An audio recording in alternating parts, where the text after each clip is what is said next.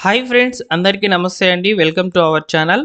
ఇందిరమ్మ ఇండ్లు ఫైనల్ లిస్ట్‌కి సంబంధించి ఈ పద్ధతిలో వచ్చినటువంటి అప్లికేషన్స్‌పై పూర్తయిందనమాట సర్వే. అయితే ఈ విధంగా వచ్చినటువంటి అప్లికేషన్స్‌లో దాదాపు 53% దరఖాస్తులనేటివి రిజెక్ట్ అయితే చేశారు. సో, జిల్లాల వారీగా లిస్ట్ అనేది విడుదల కాబోతున్నటువంటి ఈ సందర్భంలో ప్రజా పాలన ద్వారా వచ్చినటువంటి అప్లికేషన్స్ యొక్క వివరాలైతే అందాయండి. సో, ప్రజా పాలన ద్వారా మీరు అప్లై చేసుకొని గనుక ఉండినట్లయితే మీకు సంబంధించి ఇల్లు వస్తుందా రాదా అనేది ఈ వీడియో ద్వారా పూర్తిగా వివరాలు తెలుసుకోండి. సో, అలానే మా టెలిగ్రామ్ ఛానల్‌లో జాయిన్ అవ్వండి. లేటెస్ట్‌గా గవర్నమెంట్ విడుదల చేసేటువంటి ప్రభుత్వ పథకాల అప్డేట్స్ అన్నిటిని కూడా నేను మీకు ఫాలో అప్ చేసి ఖచ్చితంగా వీడియోస్ రూపంలో మరియు మెసేజెస్ రూపంలో ఫార్వర్డ్ చేయడం జరుగుతుంది. అలానే ఫ్రెండ్స్, ఈ వీడియోకి లైక్ చేసి మీ ఫ్రెండ్స్ అండ్ ఫ్యామిలీ మెంబర్స్‌కి షేర్ చేయండి. సో, ఇక వివరాల్లోకి గనుక వచ్చినట్లయితే ఇందిరమ్మ ఇండ్లకు సంబంధించి ప్రభుత్వము ఈ యొక్క ఫిర్యాదులనేటివి ఎక్కువగా రావడంతో రీసర్వే అయితే చేయడం జరిగిందనమాట. ఈ రీసర్వేలో భాగంగా ముఖ్యంగా ప్రజా పాలన ద్వారా వచ్చినటువంటి అప్లికేషన్స్ అనేటివి ముందుగా అయితే వెరిఫికేషన్ అనేది చేశారనమాట. సో, ఈ వెరిఫికేషన్ ప్రక్రియలో దాదాపు చాలామంది కూడా అనర్హులైతే ఈ యొక్క ఇందిరమ్మ ఇండ్ల కోసం దరఖాస్తులు చేసుకున్నట్లు ప్రభుత్వం అయితే గుర్తించడం జరిగింది. సో, ఈ లెక్కన దాదాపు 53% అప్లికేషన్స్ అనేటివి రిజెక్ట్ అయిపోయినాయన్నమాట. ప్రజాపాలన ద్వారా వచ్చినటువంటి అప్లికేషన్స్. సో, ఈ వీడియోలో ప్రజాపాలన ద్వారా వచ్చినటువంటి అప్లికేషన్స్ యొక్క డీటెయిల్స్ మాత్రమే ఎక్స్‌ప్లెయిన్ చేస్తున్నాను.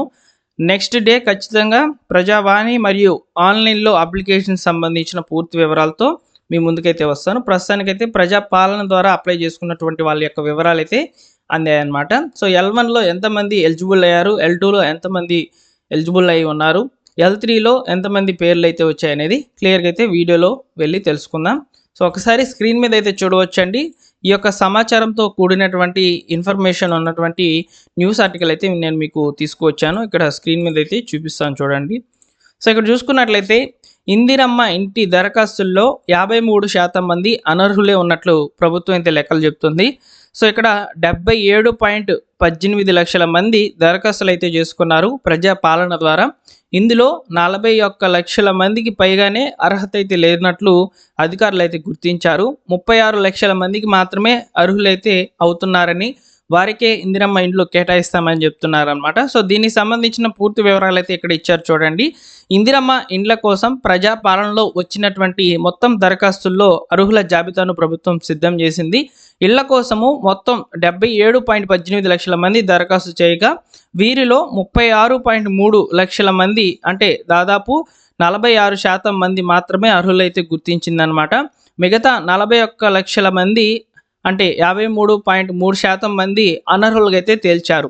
అనర్హులంతా దారిద్ర్య రేఖకు ఎగువగా ఉన్నారని నిర్దేశించారనమాట. అంటే బీపీఎల్ బిలో పావర్టీ లైన్‌కి ఎక్కువగా ఉన్నట్లు గుర్తించడం జరిగింది. ఈ యొక్క అనర్హుల జాబితాను L3లోకి అయితే చేర్చారండి. సో, L3లో ఉన్నటువంటి వాళ్ళందరికీ కూడా ఇళ్ళు అనేటివి రాకపోవచ్చు, అంటే రావన్నమాట. సో, దానికి తగిన కారణాలు అనేటివి అప్లికేషన్ మనం సెర్చ్ చేసుకున్నప్పుడు రిజెక్టెడ్ రీజన్స్ అనేటివి పెడతారనమాట. సో, ఈ యొక్క మే నెలలో అయితే మొదటి వారంలో ఈ యొక్క ఫైనల్ లిస్టులు అనేటివి రిలీజ్ కాబోతున్నాయన్నమాట. ఇక్కడ ప్రభుత్వం నిర్ణయించుకున్నటువంటి నిర్ణయాలు ఏ విధంగా ఉన్నాయంటే, ప్రతి ఆర్థిక సంవత్సరం నియోజకవర్గానికి 3,500 ఇండ్లు చొప్పున రాష్ట్రంలో సంవత్సరానికి 4.50 లక్షల ఇళ్ల నిర్మాణాలను చేపట్టాలని ప్రభుత్వం అయితే నిర్ణయించుకోవడం జరిగిందనమాట. సో, అయితే ఇళ్ల దరఖాస్తుల వివరాలను ఇందిరమ్మ ఇండ్ల యాప్లో నమోదు చేశారు. యాప్లో పొందుపరిచినటువంటి మార్గదర్శకాల మేరకు అన్ని కోణాల్లో చేసినటువంటి సర్వేతో పాటు ప్రభుత్వం నిర్వహించినటువంటి ఇంటింటి కుటుంబ సర్వే ద్వారా కూడా దరఖాస్తుదారులను విభజించారనమాట. L1 మరియు L2, L3లకి అయితే విభజించారు. సో, ఇక్కడ L1 జాబితాలో సొంత స్థలాలు ఉండి ఇల్లు లేని వారిని అయితే చేర్చారు. సొంత స్థలంలో పూరిల్లు, అదేవిధంగా మట్టి మిద్దెలు, రేకుల ఇల్లు ఉన్నవారు కూడా ఇందులో చేర్చడం జరిగింది. ఒకసారి చూసుకున్నట్లయితే సొంత స్థలం ఉండి దాంట్లో ఇల్లు కూడా ఉండినట్లయితే L1లోకి చేర్చేశారనమాట.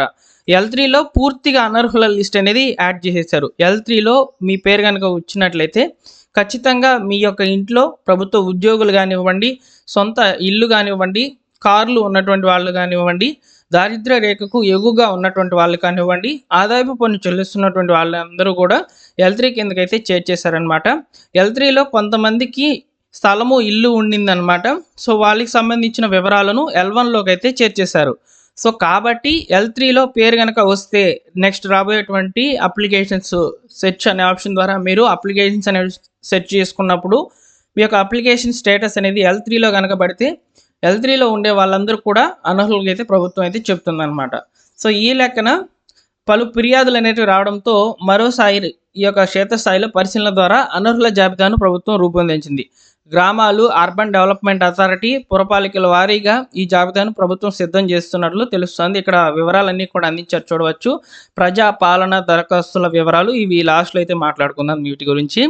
సో ఇక్కడ L3లో 32.69 లక్షల మంది ఉన్నట్లు గృహ నిర్మాణ శాఖ గుర్తించింది. తాజాగా మరోసారి ఈ యొక్క క్షేత్రస్థాయిలో విచారణ చేపట్టడంతో అనర్హుల సంఖ్య మళ్ళీ పెరిగిందనమాట.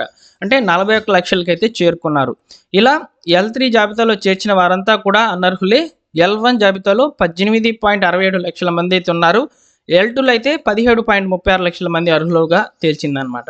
ఇక్కడ మీరు సమాచారాన్ని ఇంకొంచెం డెప్త్గా చూసుకున్నట్లయితే ఇక్కడ గ్రామీణ ప్రాంతాల్లో మరియు పట్టణ ప్రాంతాల్లో ఉన్నటువంటి వాళ్ళు మరియు మున్సిపాలిటీలో ఉన్నటువంటి వాళ్ళ యొక్క వివరాలు ఎవరు ఎలిజిబుల్ అయ్యారనేది ఇక్కడ లక్షలు అయితే చెప్తున్నారనమాట. సో ఆ యొక్క సమాచారాన్ని కూడా మనం ఇప్పుడు చూద్దాం.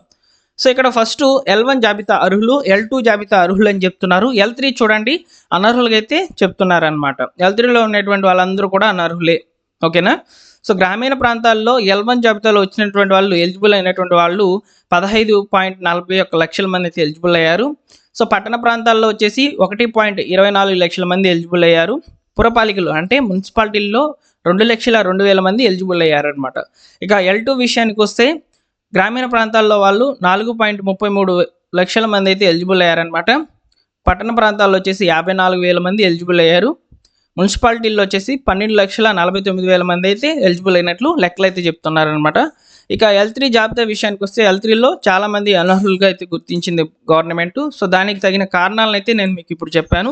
సో ఆ కారణాలు ఏంటంటే ప్రభుత్వ ఉద్యోగుల కుటుంబంలో ఉండడము, అదేవిధంగా వారికి సొంత ఇల్లు ఉండడము, సొంత కారు ఉండడము, అదేవిధంగా ఆదాయ పన్ను ఇన్కమ్ ట్యాక్స్ చెల్లిస్తున్నటువంటి వాళ్ళు ఉండడము, ఇలా తగు కారణాలు అయితే సో ఇక్కడ మనకు మెన్షన్ చేసే అవకాశం అయితే ఉంటుంది. సో గతంలో అప్లికేషన్ సెర్చ్ అనే ఆప్షన్ ద్వారా ఏ విధంగా అయితే మనం ఇందిరమ్మ ఇండ్ల యాప్లో అయితే సో వెబ్సైట్లో అయితే చెక్ చేసుకున్నాం, సేమ్ అదే పద్ధతిలో ఇప్పుడు రిలీజ్ కాబోతున్నటువంటి అప్డేటెడ్ ఇన్ఫర్మేషన్ ఉన్నటువంటి ఈ యొక్క వివరాలతో నేను మీకు తప్పకుండా అప్లికేషన్ సెర్చ్ అనేది ఏ విధంగా చెక్ చేసుకోవాలి ఇలాంటి వివరాలన్నీ కూడా తెలియచేయడం జరుగుతుంది. మీకు ఈ సమాచారం నచ్చితే తప్పకుండా లైక్ చేయండి ఫ్రెండ్స్. లేటెస్ట్గా గవర్నమెంట్ విడుదల చేసేటువంటి ఇందిరమ్మ ఇండ్లకు సంబంధించిన పూర్తి వివరాలు తెలియజేస్తాము. ఇక్కడ మనం కేవలం ప్రజా పాలన ద్వారా వచ్చినటువంటి అప్లికేషన్ యొక్క వివరించారనమాట. పత్రికా ముఖంగా పబ్లిష్ అయినటువంటి ఇన్ఫర్మేషన్ అఫీషియల్దే. సో కాబట్టి మీరు త్వరలోనే వింటారు వార్తలు. L3లో వచ్చినటువంటి ఇళ్ళన్నీ కూడా క్యాన్సిల్, L3లో పేరు కనుక ఉంటే మీరు రిజెక్టెడ్ అని క్లియర్గా అయితే మీరు తెలుసుకుంటారనమాట. సో సమాచారం నచ్చిందా లైక్ చేసి వెళ్ళండి. అలానే మా టెలిగ్రామ్ ఛానల్లో జాయిన్ అవ్వండి. డిస్క్రిప్షన్లో అయితే లింక్ పెడుతున్నాను.